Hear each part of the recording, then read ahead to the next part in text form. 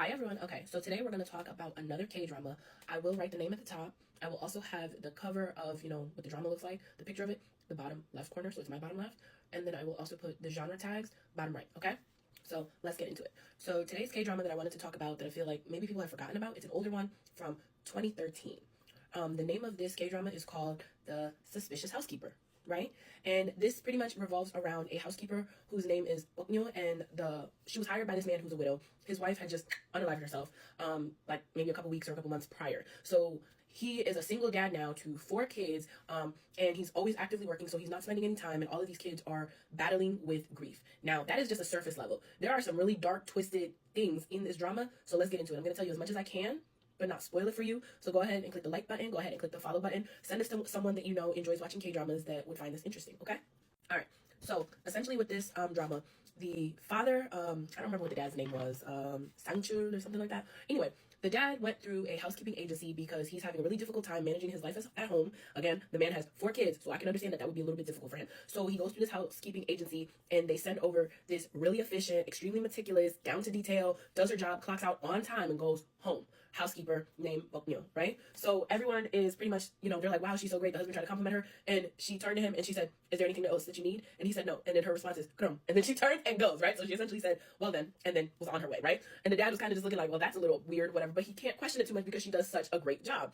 Now, every time that this woman shows up to their house, she has a baseball cap on, like a puffer coat, even in the heat, a puffer coat on. She shows up, stands outside, everything on. She looks really suspicious. She looks really creepy. She looks like she's casing the place, okay? My girl looks like she's casing the place. That's not it, but that's what she looks like, okay? So right off rip, it's kind of like anything that the family tells her to do, she does, right? So the widow, his main direction to her is, just make sure that the kids are taken care of, the house is cleaned, everything, and then some. And that is what she's doing. Now, his daughter is battling the most with how everyone around her is kind of just like going on about their day, not thinking about the mom's existence. Little does she know, like every single other child is battling with their own inner grief of losing their mom.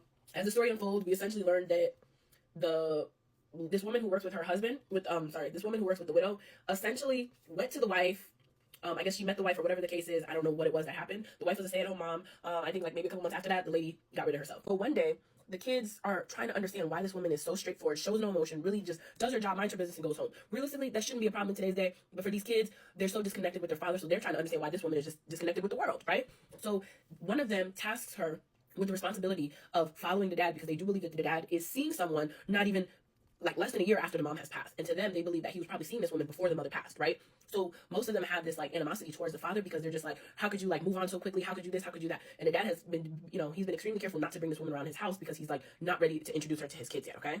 So our girl, Boknyo, she was pretty much, one of the kids gave her the direction to hand out these flyers outside of the dad's job.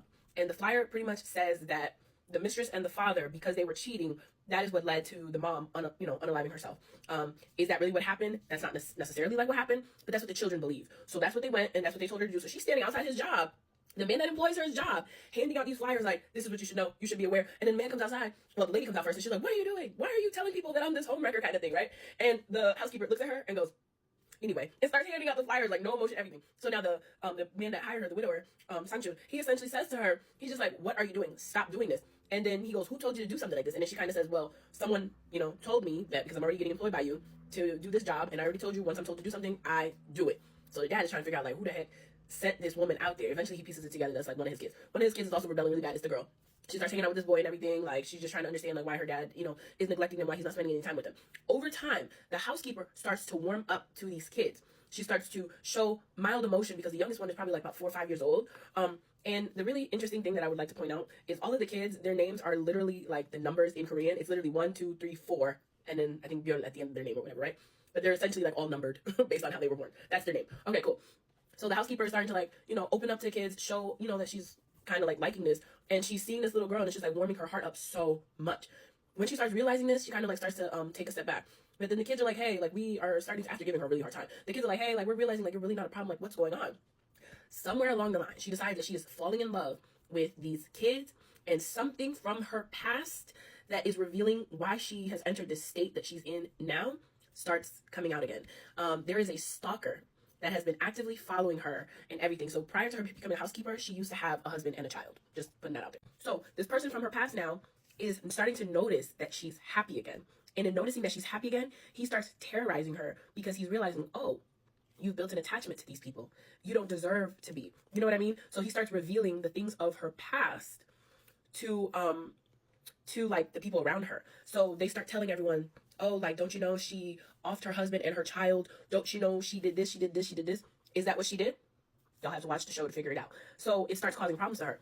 Now, the widower, he goes to this agency. He's just like, now why the hell would y'all send this woman to come work in my house? And y'all know she's a, you know, she out here getting people. Like, she getting rid of people. Why would you send her to my house? And then the agency director is just like, she's a really good person. What?